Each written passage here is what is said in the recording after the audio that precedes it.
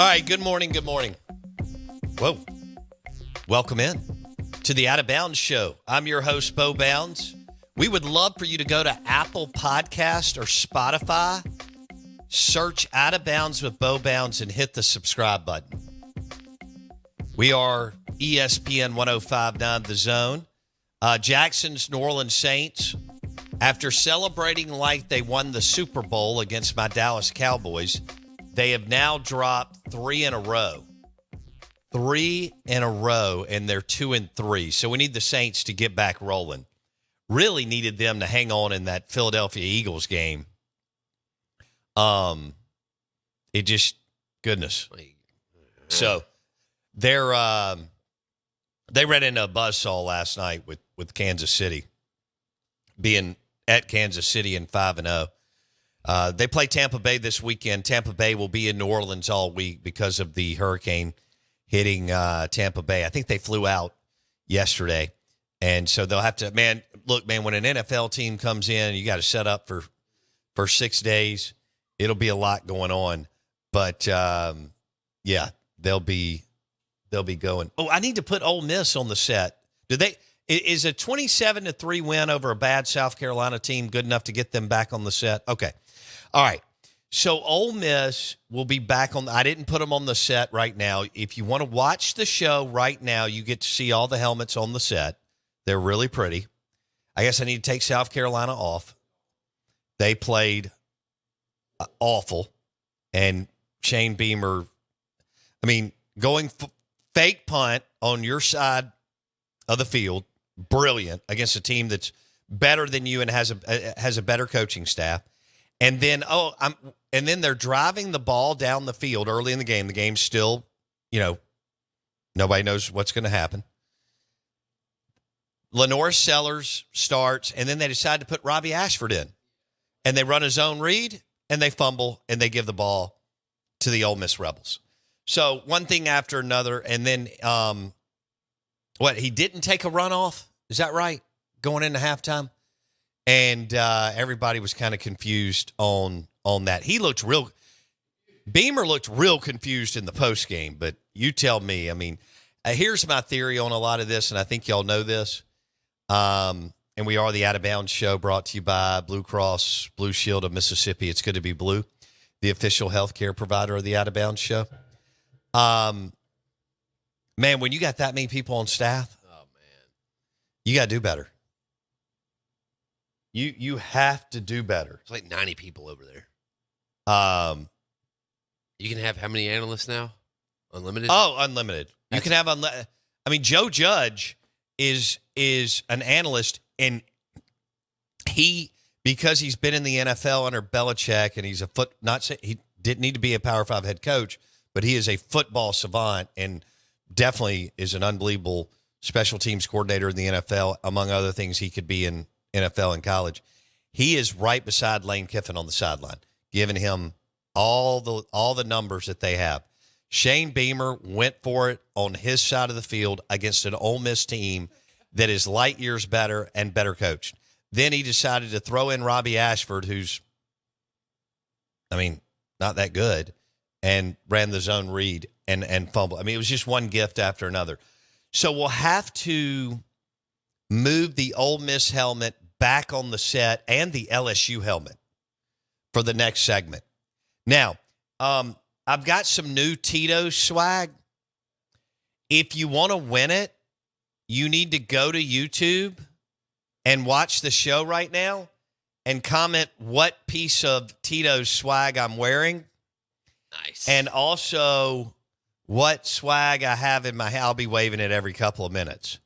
And then we'll put together a Tito's swag bag for you. They just dropped off new stuff. It's all awesome. It's but I'm not going to tell you what it is. No. I think it's pretty obvious when you turn on, when you go to YouTube and search Out of Bounds Sports. But you got 20 minutes left in this segment, don't they, Jackson? Oh, yeah. Close to it. Yeah. Yeah, we got 20 minutes left to go in this segment. And so if you don't get it, it's on you. Yeah, all right, YouTube. Boom. Search Out of Bounds Sports. And if you want to rip off some of the helmets on the set, that's how you enter, and you could win. But you can tell me what I'm wearing on YouTube, right? They can post on YouTube. Oh, yeah, there's a comment section. There's a comment section on our YouTube page where you can say, hey, Bo, I see this from Tito's or this from Tito's. That's how you enter, and then you could win this Tito's swag bag. We've got several boxes of great-looking stuff. And, I mean, I love this. They've never dropped this off. That's great. So I'm not going to say what it is, but I'm wearing something and holding something. So go to YouTube, search Out of Bounds Sports. We would love for you to hit subscribe. And in the comment section, tell us what you see Tito's wise. I love that thing. I love that. How about that? That thing's so great. All right. And Jackson's all excited because he's going to have some more swag. Fact. Man, right in time for the season. Do you have any? It's Chevy Chase's birthday. Do you have any Chevy Chase? Legendary Caddyshack, Saturday Night Live, Vacation, Fletch. What would be my favorite? I think Fletch is my favorite. It's really tough between Vacation, Fletch, and Caddyshack.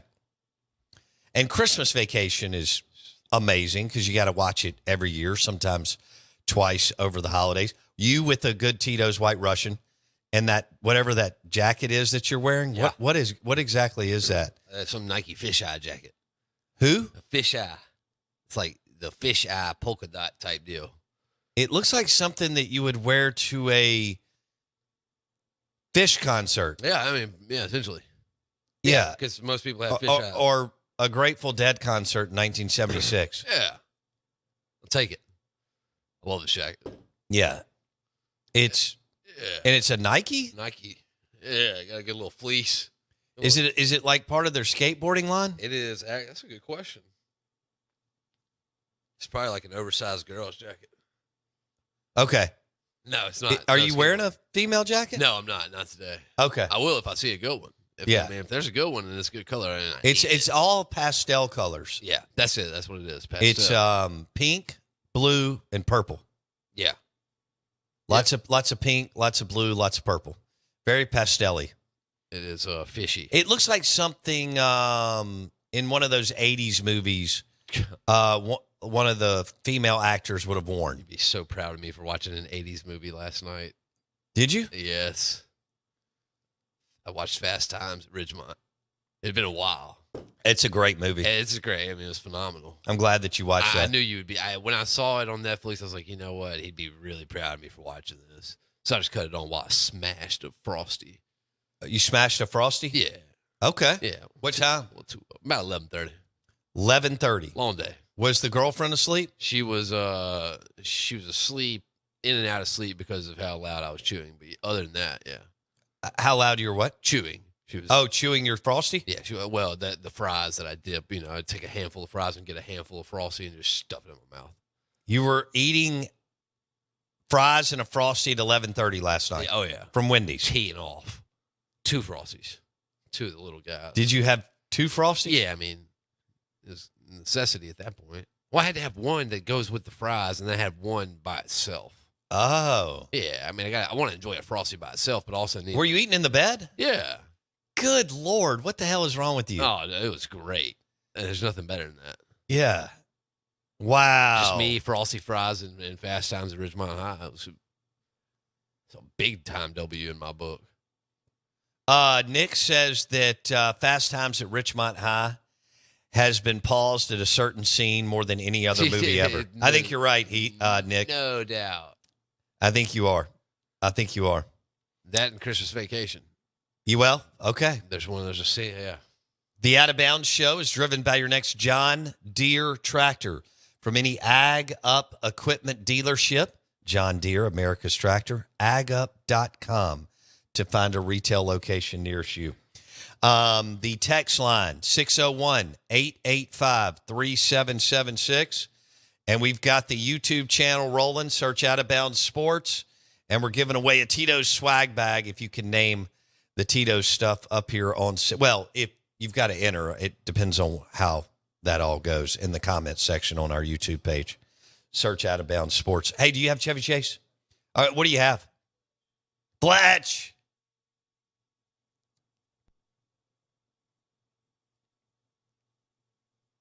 Ted Nugent. Now, how long have you had these pains, Mr. Barber? No, that's Babar. 2 B's? 1B. B-A-B-A-R. That's 2. Yeah, but not right next to each other. I thought that's what you meant. Oh, it's me, Dr. Rosenpenis. I'm just here to check out Stanwick's file. Dr. Rosen, I'm here to get to the records room. It's Dr. Rosen. I want to check the records room. Dr. Rosen. No, John who? John Cocktoe Stone. It's a beautiful name. Well, it's Scotch Romanian. It's an odd combination. Yeah, well, so are my parents. What kind of a name is Poon? Comanche Indian. Bye. And I'm sorry, who are you again? I'm Frida's boss. I think it was funny that he Who's said Frida? Scotch Romanian. I'm Scotch Romanian. Have you ever used that? I will now. Because, I mean, I feel like there's a time and a place to drop that, and I feel like I'm in that time and place a lot. Blake says Uncle Eddie is my role model. He's talking about Christmas Vacation. Or maybe something else. But Scotch Romanian. Fletch was, if I watched it once growing up, I watched it 100 times. Unbelievable. We're live in the BankPlus Studio, Out of Bounds, ESPN 105.9 The Zone. Brought to you by Blue Cross Blue Shield of Mississippi. It's good to be blue, the official healthcare provider of the Out of Bounds show. Chevy Chase was a huge Lakers fan. Huge. Was he? He became famous in the late 70s. He hit it right in the time in the 80s when what happened? Pat Riley, Jerry Buss, Pat Riley, Magic Johnson, Kareem, James Worthy eventually from North Carolina, Kurt Rambis, Byron Scott, and all the guys for the Lakers were going up against the Celtics, and I know the 76ers won one. I'm trying to think, did anybody else still won? Oh, later in the 80s, the Pistons did with Isaiah Lambeer, Rodman, and Joe Dumars and Vinny Microwave Johnson. But I'm listening to John Sally, but yeah, I think I got most of the players. Yeah. Chevy Chase, huge Lakers fan. Of course. Do you think he partied with Magic Johnson in the 80s?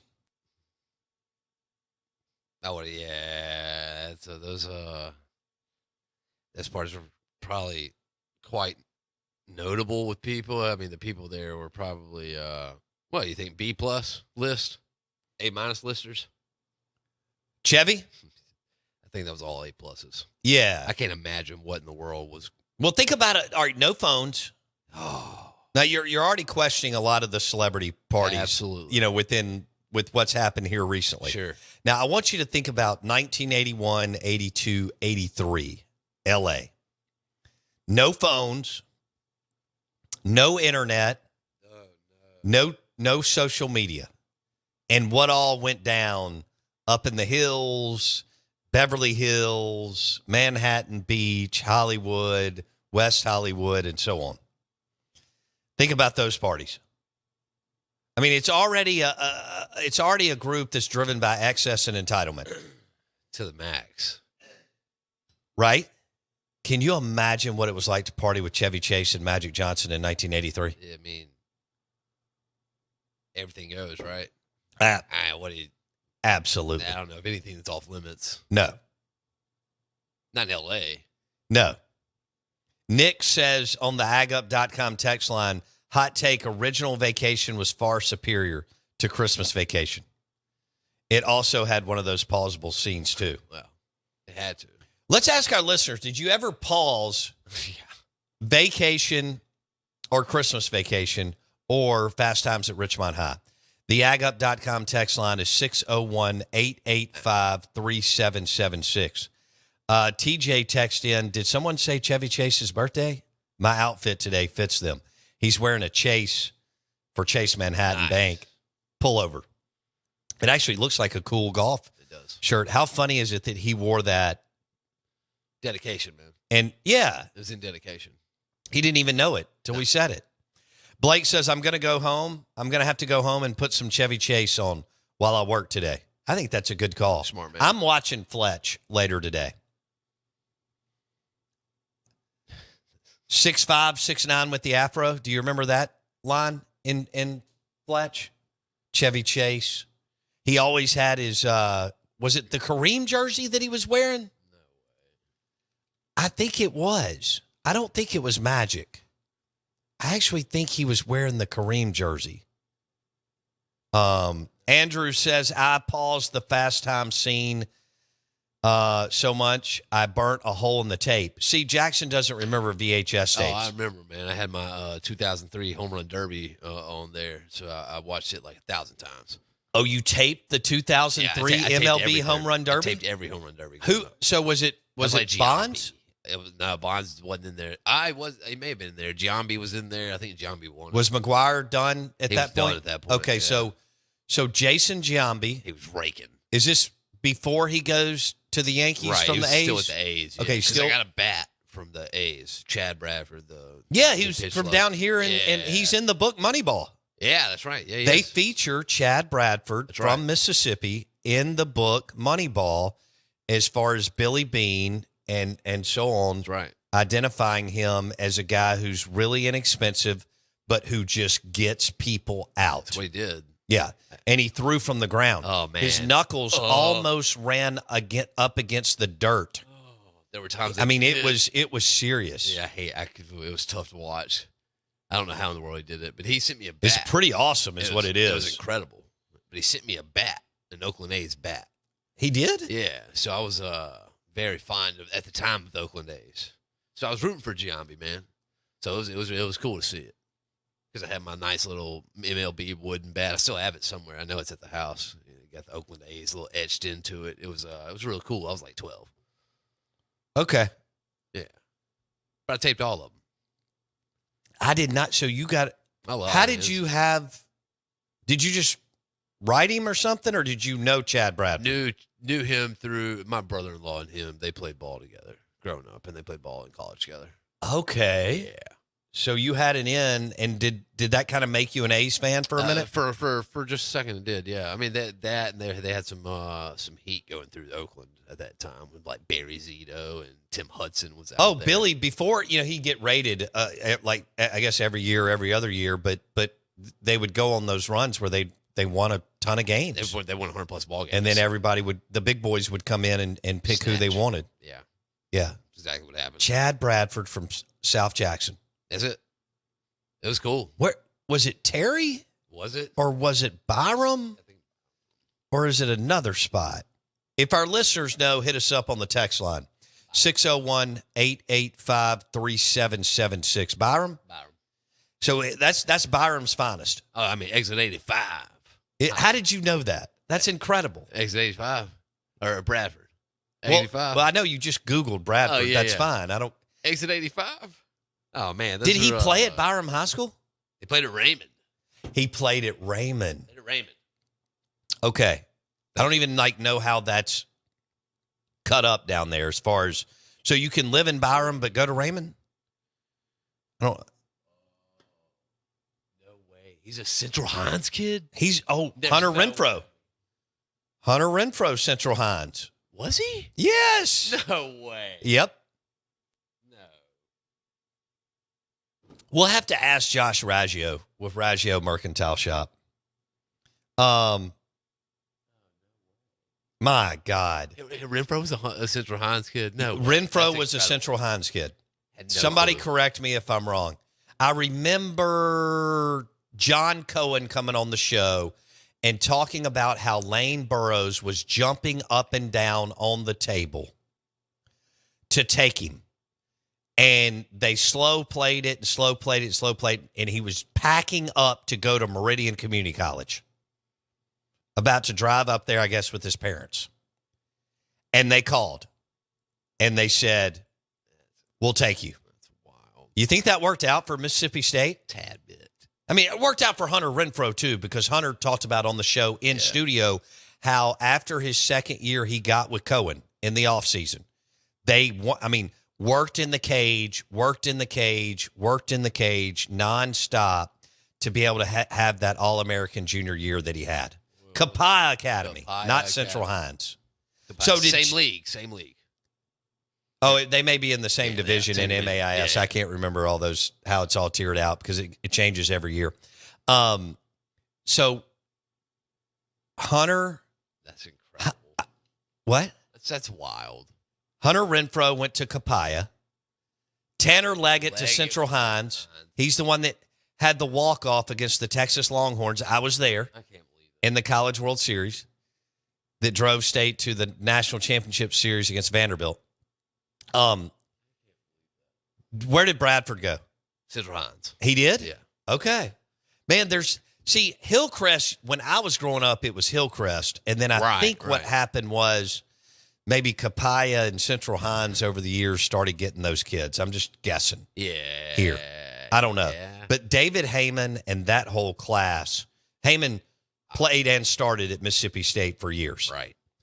All right. So that whole class, Hillcrest was really good. And then I guess things change. Usually you have they had some kind of headmaster or something that made them grow. And so they pulled from probably a 20-mile radius down there. Yeah. Tough kids, all that. And they were really good basketball, baseball. I think they maybe had their moments in football, but I can't remember. But Heyman and that crew drove the whole Hillcrest thing. And then I don't even know if is Hillcrest. It's alive. No, it's not. Hillcrest? Oh, it's still booming. No, I think did it turn into another school? No way. I'm going to have to ask. Hillcrest is out there booming. In their own respects, but yeah, they're booming. This guy knows his MAIS divisions. Kapaya is higher division than Central Hines. Boom. Hillcrest is not Hillcrest anymore, trust me, according to Bradley. Good morning, welcome in. We are the Out of Bounds Show. That was one of the best segments we've done. God, that was fun. Chevy Chase and Chad Bradford and Hunter Renfro and Tanner Leggett, and I can't remember who else we named. But it was awesome. The show is brought to you by Blue Cross Blue Shield of Mississippi. It's good to be blue. The official healthcare provider of the Out of Bounds Show, Blue Cross Blue Shield of Mississippi. They want you to get on your feet. Exercise, walk, get outside, take care of yourself. We're live in the BankPlus Studio. The Out of Bounds Show is driven by your next Nissan Pathfinder or Nissan Rogue, which is the crossover at Cannon Nissan in Jackson, Detillier at 8:30.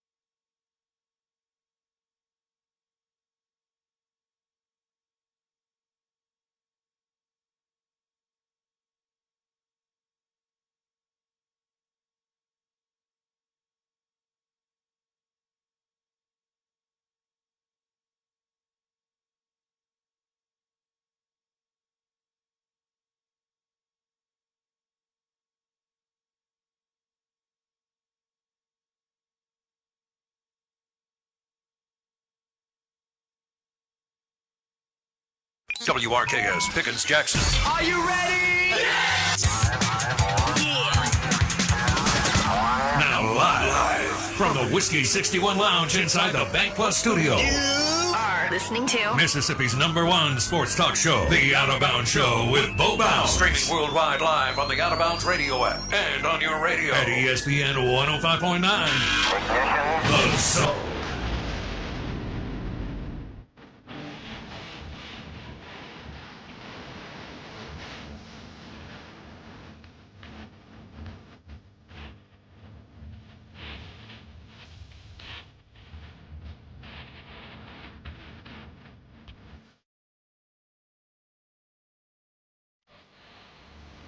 Woo! Good morning. Welcome in to the Out of Bounds Show. Brought to you by the Amazing Steaks, unbelievable bourbon and vino, Kessler Prime and the Renaissance, 6 private dining rooms to reserve, KesslerPrime.com. We're 105.9 The Zone, ESPN, the game of the week. Well, that's easy. You know Georgia's scared about what's coming this weekend as Mississippi State travels to Athens to play Georgia.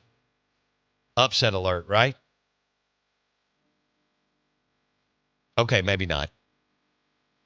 33-point spread. Georgia is the favorite for over the Mississippi State Bulldogs. So we will see how that looks. But the game of the week is the Ole Miss Rebels at LSU. Ole Miss hasn't won down there since 2008. What? Isn't that? No. And so, I expect this to be a damn dogfight, an absolute war all night in Baton Rouge. And, neither team, so LSU lost the first weekend against Southern Cal. Right. And that was a good game. It's not like they got blown out. But they don't look right on defense, but they're talented. Nussmeier can throw it. That's going to be a concern for the Ole Miss secondary.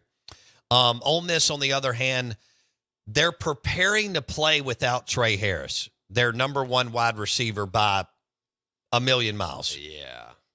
So they are preparing to play without Trey Harris. Now, he may be a game time decision, and he may play, but Lane and Jordan Watkins talked about how Jordan Watkins, another wide receiver for Ole Miss, talked about how it was next man up, and they're preparing to play without Trey Harris, who went down in the first half against South Carolina. Kind of got tackled from behind, and it was kind of the second time that had happened this year.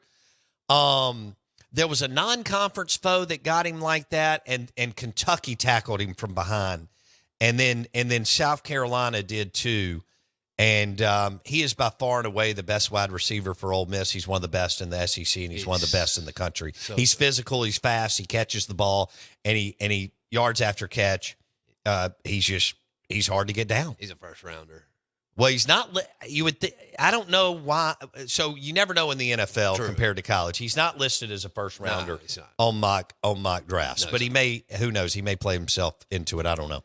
But who cares about the bottom line is he's an phenomenal college football player who nobody has yet to cover since he's been at Ole Miss for the most part. I guess maybe Georgia and Bama last year. Yeah. Other than that, not really happening. Now, Kentucky he had one big play against Kentucky. I give Kentucky credit. They did a good job against him, and that was without their best defensive back.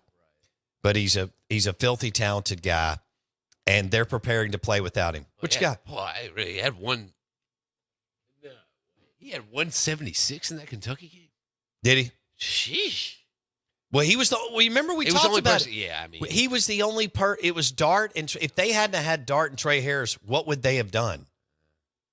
And they didn't even score that many points. So 17. He had 176, a touchdown, and a 48-yard reception, and 17 points on the board. No way. I wouldn't have guessed that. Well, he had some huge. He did chunks. Yeah. I mean, so the bottom line is he's quite.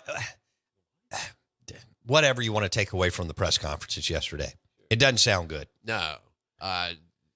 We talk about explosive plays.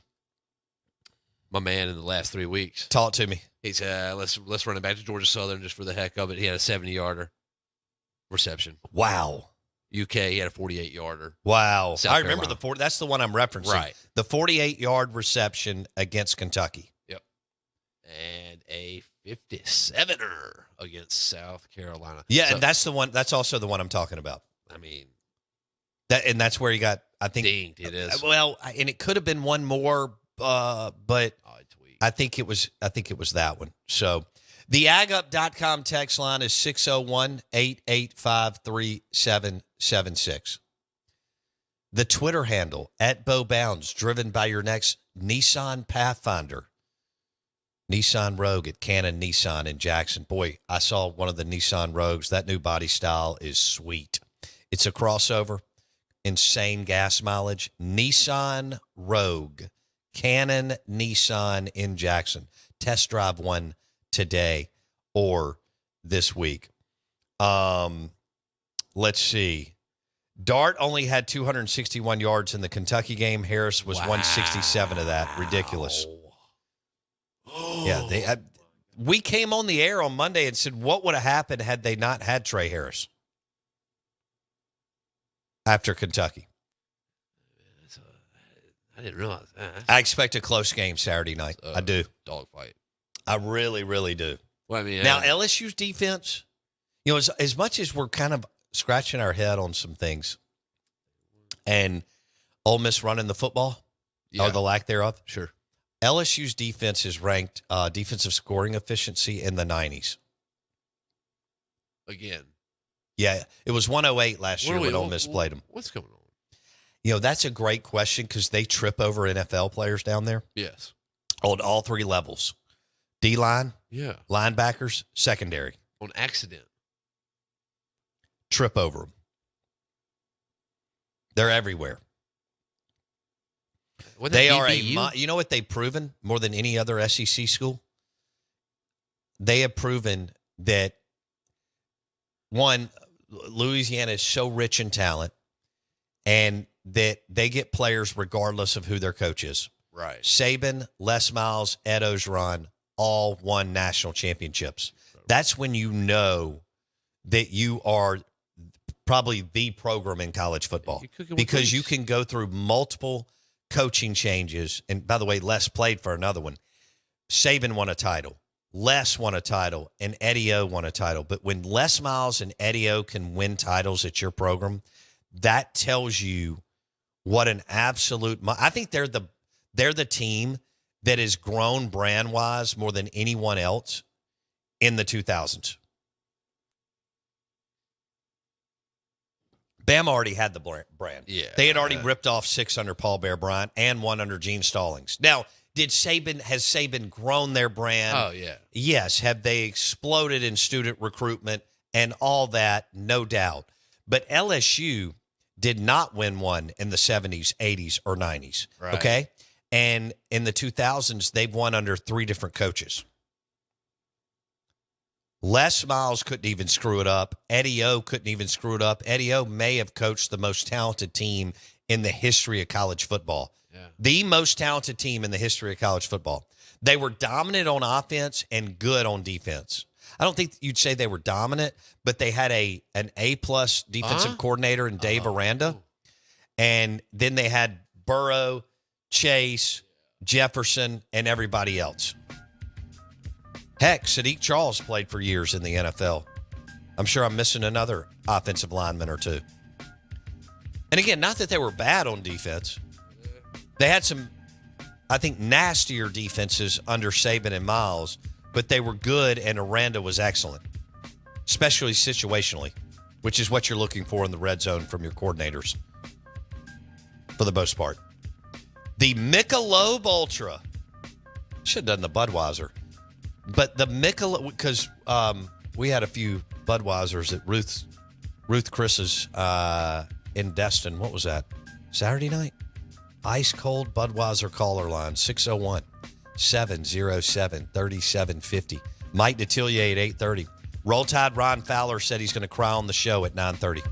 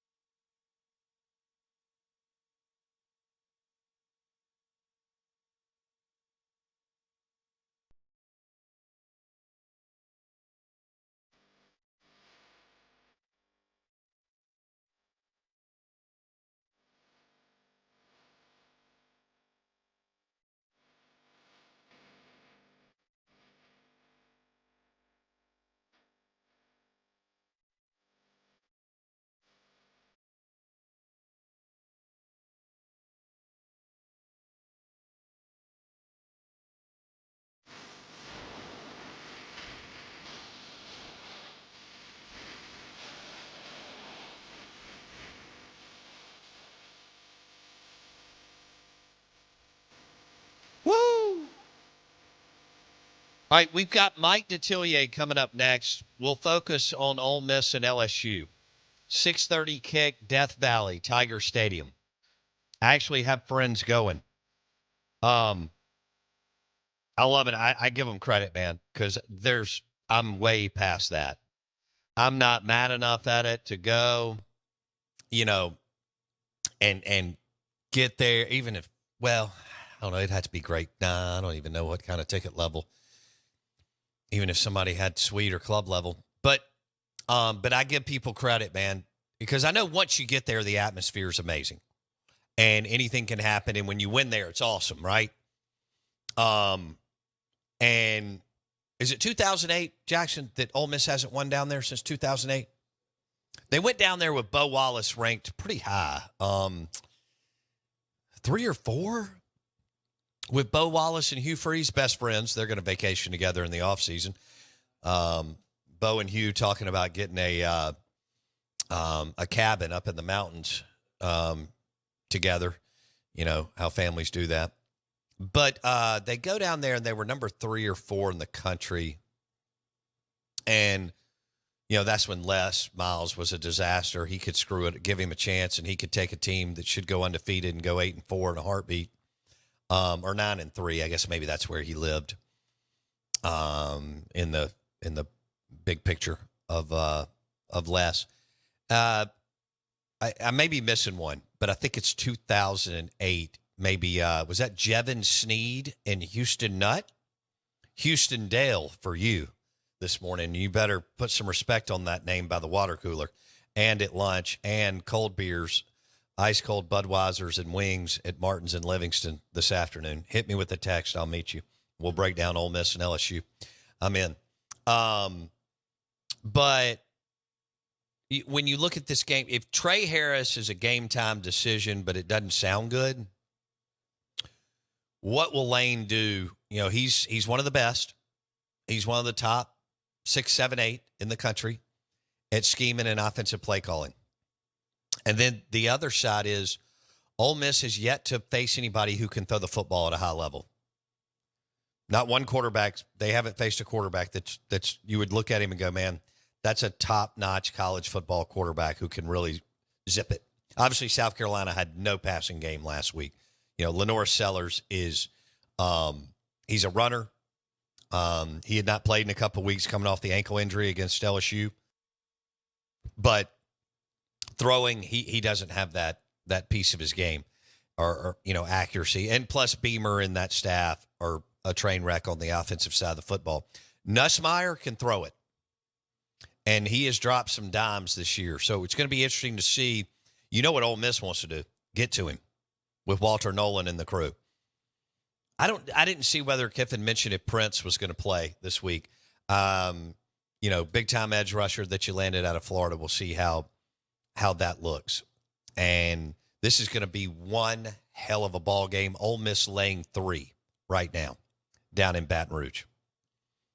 LSU may have found him a running back 2 weeks ago. We'll see on that too. Both teams are going to want to it's weird. There's some teams that are surprising you that haven't established the run. Eventually, you got to run the ball. Somewhat. Like Ole Miss, it didn't matter on Saturday. They were so much better, and Beamer was just throwing up all over himself as far as decisions. I mean, Ole Miss sleptwalked through that game, won by 27-3 or whatever it was. We were also watching Vandy and Bama because it was more interesting. And kept thinking, Vandy's going to give this away. Right. They're the Alabama Crimson Tide. They'll come back. Right. That's what happens. The Out of Bounds Show, ESPN 105.9 The Zone. Your next toolbox for your truck is powered by Rick's Pro Truck. Your next set of WeatherTech floor guards, that's powered by Rick's Pro Truck, RPT. 3 locations, RPT Commercial in Pearl, Rick's Pro Truck, Flowwood, Rick's Pro Truck in Gluckstadt. RPT, your next set of WeatherTech floor guards is powered and driven by Rick's Pro Truck. So that's where we are. And look, you can't sleep on Oklahoma, Texas. No. You talking about a game. I know the line is Texas, it was 13.5. I haven't looked at it since. Oklahoma plays their bells off in this game. By the way, they own the series the last since Stoops took over. Okay? And don't put it past Oklahoma's defense to keep them in the game. Now, Quinn Ewers back for Texas, different deal. Arch is, he's a nice quarterback. He may be great eventually. Quinn's operating at a higher level, right? I mean, dude's dropping dimes, spraying it all over the field, knows exactly what he wants to do. Arch is still young. We all believe he'll get there. But Arch had to play the last couple weeks, and now Quinn Ewers, everybody gets a week off at the fair in Dallas, in that crappy stadium where they've kept it. But it's kind of got a lot of nostalgia and a lot of history between the two teams and a lot of big moments. Oklahoma and Texas. Oklahoma and Texas this weekend. How about that? And Oklahoma gets to hear all the time about how much bigger. And by the way, the majority of their kids are from Texas. So they have more of a chip on their shoulder, even though they've had a more successful football program the last 50 years, which is probably the reason why that's been the case. You've got the entitlement crew of UT Austin, and you've got, even though Oklahoma, it's not like they take a back seat, it's like it's, small. I mean, they're football driven. Norman loves it and all that. But Oklahoma is not the state of Texas as far as the two states. But between Switzer and Stoops, and they've had more success at Oklahoma than at Texas because Texas burned their program down for about a decade. Well, they weren't any good in the 80s and weren't any good in the 90s until Mac Brown got there from North Carolina. And then they lost their way again under Charlie Strong. Tom Herman wasn't bad, but Sark now has this thing rolling at Texas. And I don't trust Oklahoma on offense under Brent Venables and Seth Luttrell, who's their OC, who replaced Jeff Lebby. But I think Oklahoma will get after it on defense, and they got some dudes. So they may make it difficult for Quinn and Texas, or more difficult than it's been this year, because Texas wasn't challenged by going to Michigan, and they weren't challenged. Mississippi State actually played them well, but Arch was in. Texas wasn't interested. I give Mississippi State credit for their effort, but y'all get where I'm the sliding scale here between Quinn and a locked-in Texas team playing a rival in Oklahoma, and Arch and a Texas team who's not interested in playing Mississippi State. So y'all get that, right? I mean, we see that. Alabama was not interested. They never got off the plane, and they got beat by Diego Pavia, which is still one of the most unbelievable stories in the history of college football. And he deserves every bit of the light that he's getting. Oh, I'm so happy. But now, sometimes you get a program-changing win and you actually get going. Right. Vanderbilt's never gotten going. They have alums that can fund NIL in their sleep. I wonder if this was enough, because all it takes is 4 or 5 of them from any SEC school or less. One Saturday. Right. It takes one Saturday to get going or one Saturday to lose your mojo. But I wonder, because they're in Nashville and it's legal to pay players, can they find a few alums that are like, we like that feeling? Yeah. Our wives wanted to get crazy over the weekend. They were so happy after we won. Let's do more of this. We're live in the BankPlus Studio. Mike Detillier on Ole Miss at LSU this weekend.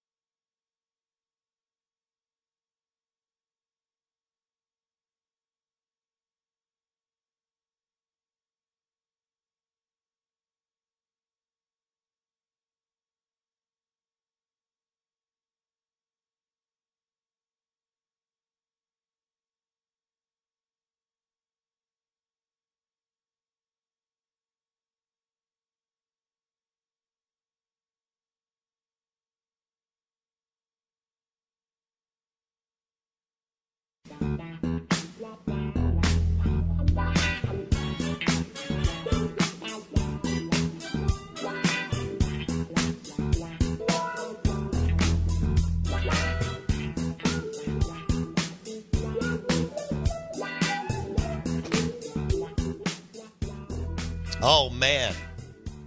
Good morning. Good morning. We've got Ole Miss at LSU this weekend.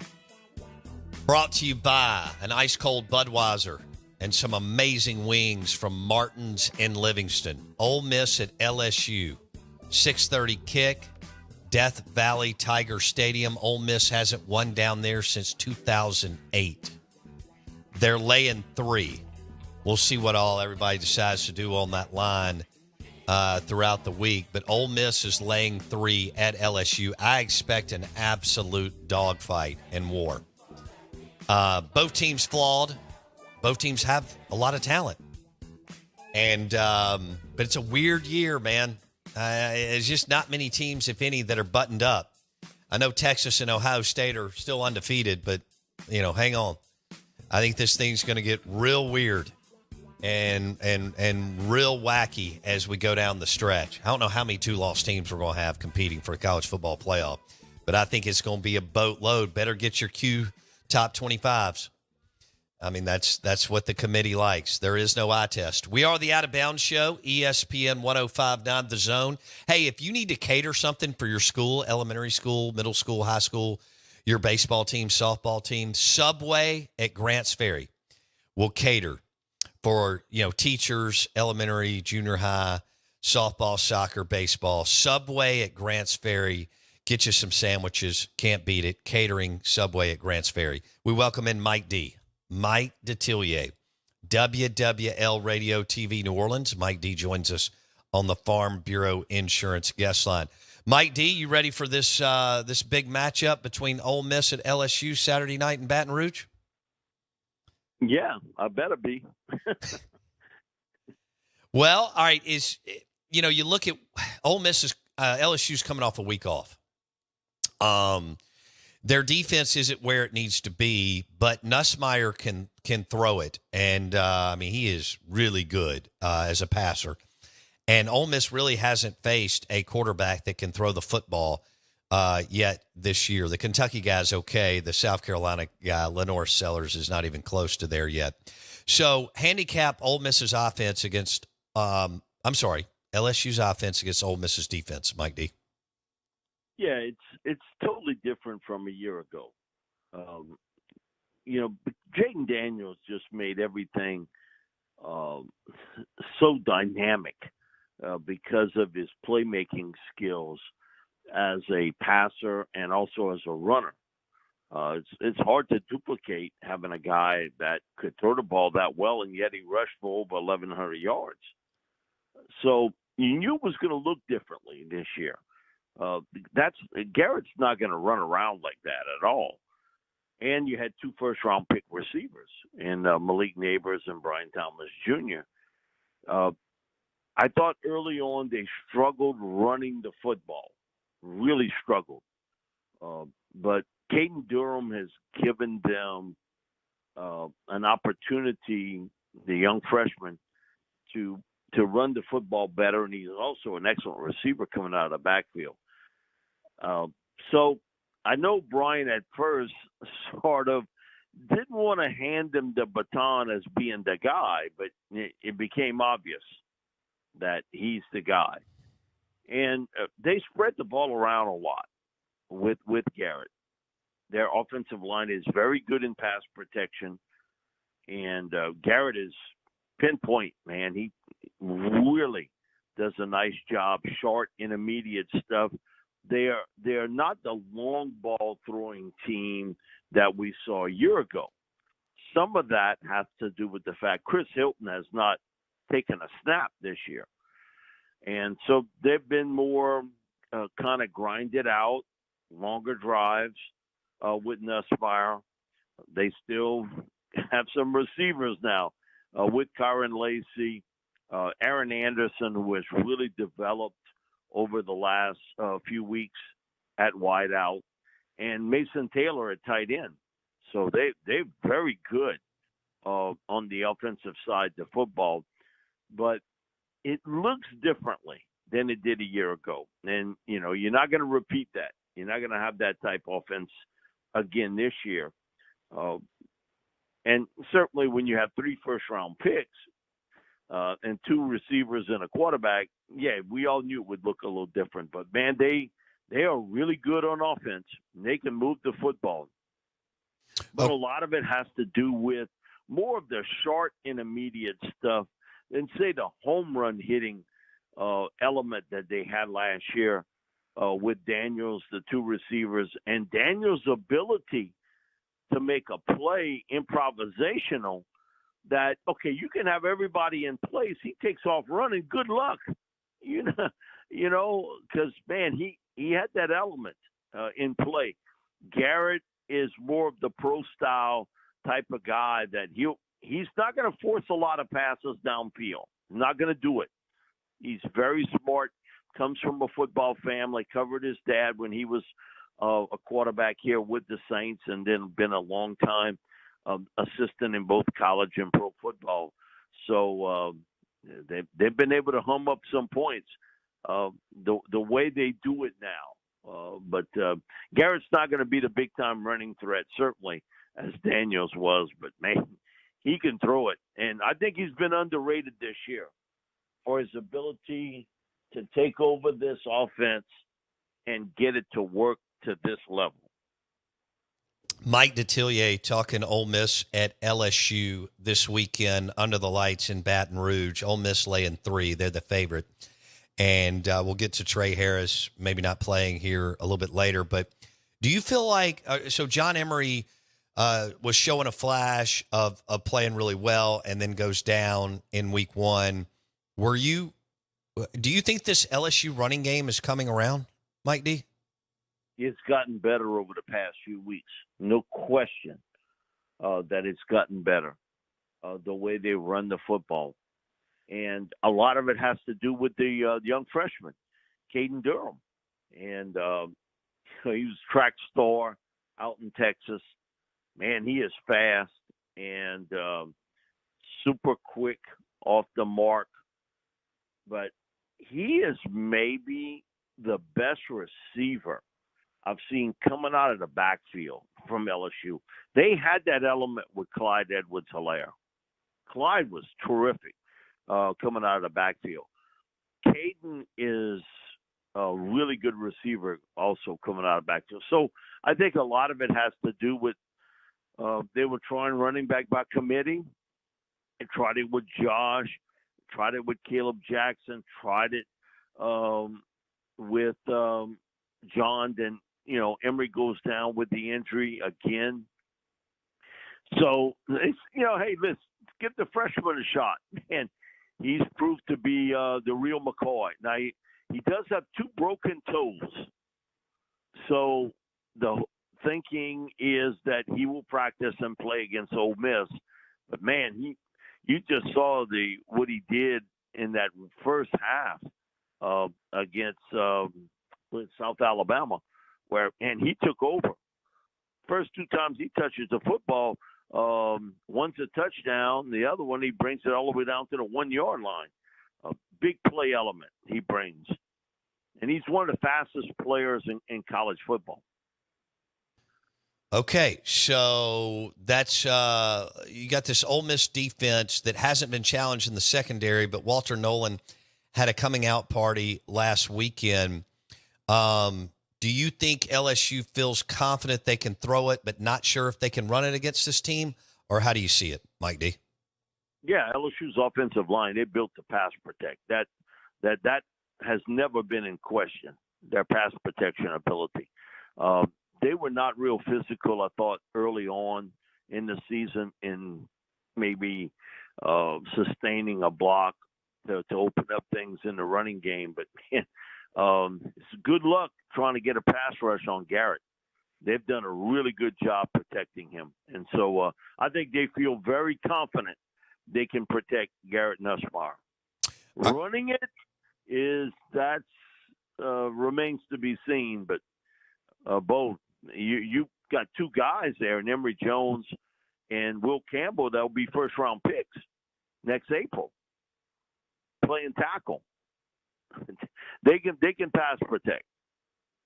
All right, so this is going to be a hell of a matchup between LSU's offense and Nussmeier, and going against Pete Golding, who is considered one of the better defensive coordinators in college football, and Ole Miss. Ole Miss has not faced a guy who can really spin it to date this year. All right, let's flip it. Mike D, WWL Radio TV New Orleans. He joins us on the Farm Bureau Insurance Guest Line. Game of the Week is brought to you by your next Nissan Pathfinder at Cannon Nissan in Jackson. All right, Mike D, Jackson Dart. Trey Harris, it didn't sound good yesterday. They're talking maybe a game-time decision, but listening to Jordan Watkins, their wide receiver, and listening to Lane, it didn't sound good. He's by far and away their best wide receiver. We'll see how that looks. You got Jackson Dart and that Ole Miss offense against an LSU defense that has struggled. What do you see here? Yeah, man, I go back a few years with Trey. He was a quarterback in high school in Louisiana, goes to Louisiana Tech, makes that conversion from quarterback to wide receiver. And, man, he has taken it to another level. That's a big cog taken away if Trey's not playing in this game. LSU's defense, it is what it is. And arguably you can make the comment they've lost their two top defenders in Jacoby and Guillory at the nose tackle position and Harold Perkins at linebacker. They played better against the run this year than they did a year ago. But how could they play any worse? They were horrible last year playing the run. The big problems with LSU is in the secondary. At cornerback and safety, both positions. They've tried younger players there. At times they've looked good, other times not. If you are patient, you can sort of eat them up in the short intermediate part of the game. That's going to be the big question mark here with Ole Miss. Because you see in Lane's system, and Jackson is a bit greedy at times. He wants to hit that home run shot. But if you're patient, you can go after them in the short intermediate part of the game. And the plays are there for them to hit. And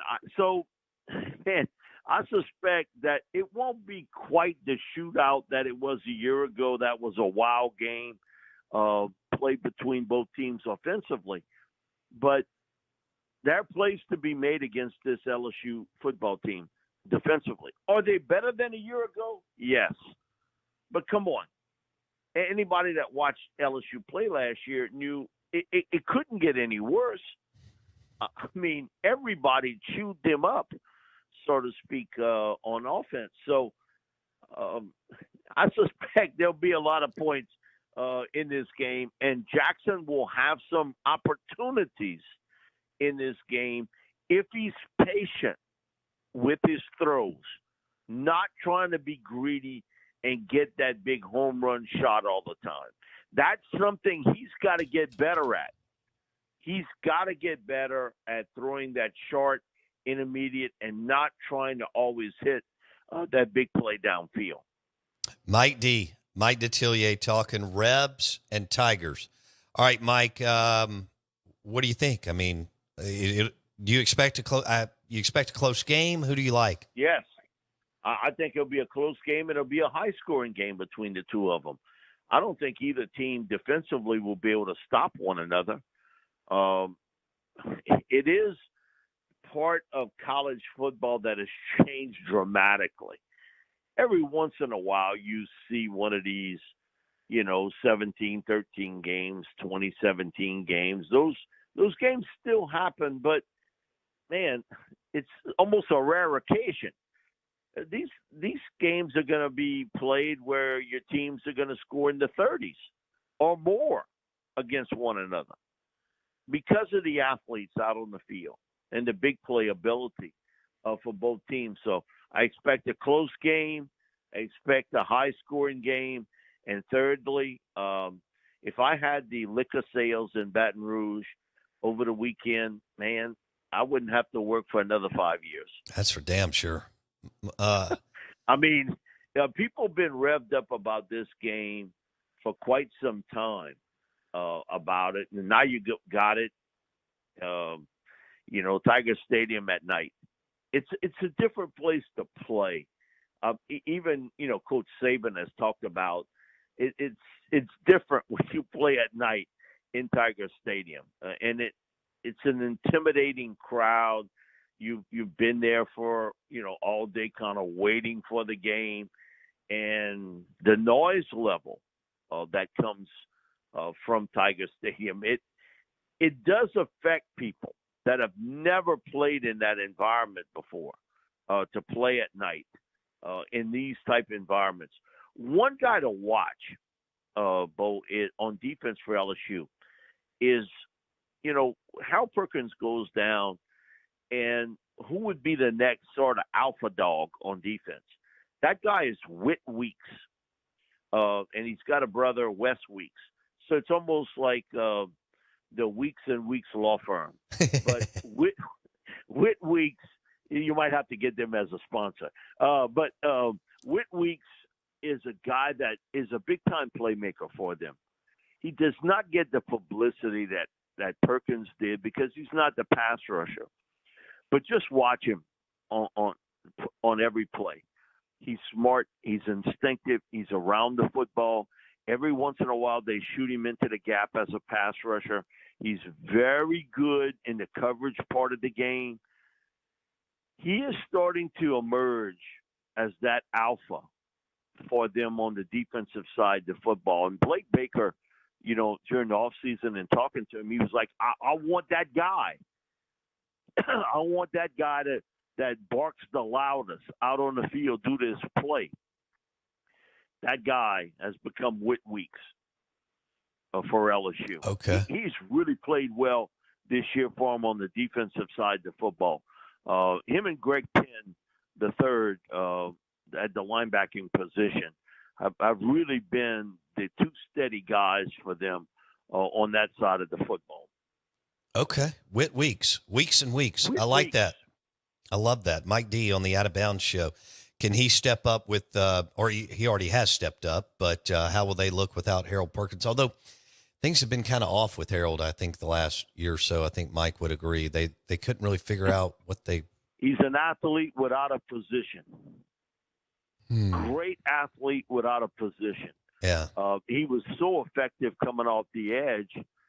And ever since that Texas A&M game as a freshman, when A&M said, okay, we're going to show you what we're going to do to you, they ran the football right at him. Mm-hmm. And LSU still trying to bring down Achane. I mean, he's still trying to tackle him. He was probably 75% in that game, man. He was unbelievable.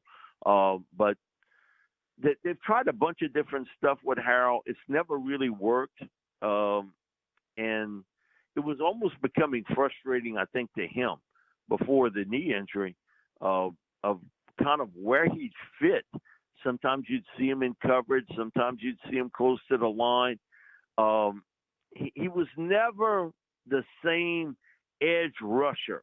They didn't use him in that category again, which to me is still surprising because that's what he did the best, getting off the line of scrimmage and getting into the backfield as a pass rusher. And I hadn't seen anything like that since Arden Key, because Arden was like that early in his career at LSU. Arden was a much bigger player, too. Mike Detillier on the Out of Bounds show. Mike, I need to switch gears real quick. All right, Saints are 2-3, and they host Tampa Bay, who I think had to get there yesterday because of the hurricane. Yes. Can they get it back rolling, Mike D? Can they get this thing? We talked about it was a brutal stretch of games, but they had Philly beat. Good grief with Atlanta. I mean, Kansas City's KC. Is it doom and gloom, or they can get this thing turned back around? They are a middle-of-the-road football team, okay? I don't want to say it was a mirage the first two games because I did actually see it. But they've kind of come back down to earth with all this. And they're a team that'll finish with, maybe like saying I thought they'd be an 8-win, 9-loss team. Last year they were 9-8. The year before they were 7-10. So you stuck in football purgatory right now. You just stuck there. And yeah, injuries happen, but they happen to every team in the NFL. You can say, well, the injuries, okay, everybody's got them. KC had them, but last night they found out it was a master class in coaching by Andy Reid. Despite missing all kind of pieces on offense, that offense hummed all across the board. They weren't great in the red zone, Kansas City, but that's the only thing they weren't great in. Their defense really was good. And got Chris Jones up front and, Nick Bolton, too. We saw, when he was at Missouri, what type of player he was. Their secondary is still really, really good, despite the fact that, they couldn't pay Snead and had to send him to the Titans. But, man, Mahomes, you can say we practice certain things. He does things improvisational like no one I've seen in the 40 years covering this league. He's Pete Maravich with a football. He can do things with a football to throw it and to escape and to get out of trouble, just like Pete was with a basketball. He is with a football. All kind of angles, that ball's coming out. And when they need something, he gives it to them. Last night, surprisingly, they ran the ball well. Mm-hmm. They had not run the football well all season long. Kareem Hunt, I don't know if he drank from the fountain of youth for that game, but he certainly looked pretty good. And Travis Kelce, and I heard an old coach tell me this. Travis Kelce is a guy that at 35 years old, he's not quite the athlete, certainly was when he was in his 20s.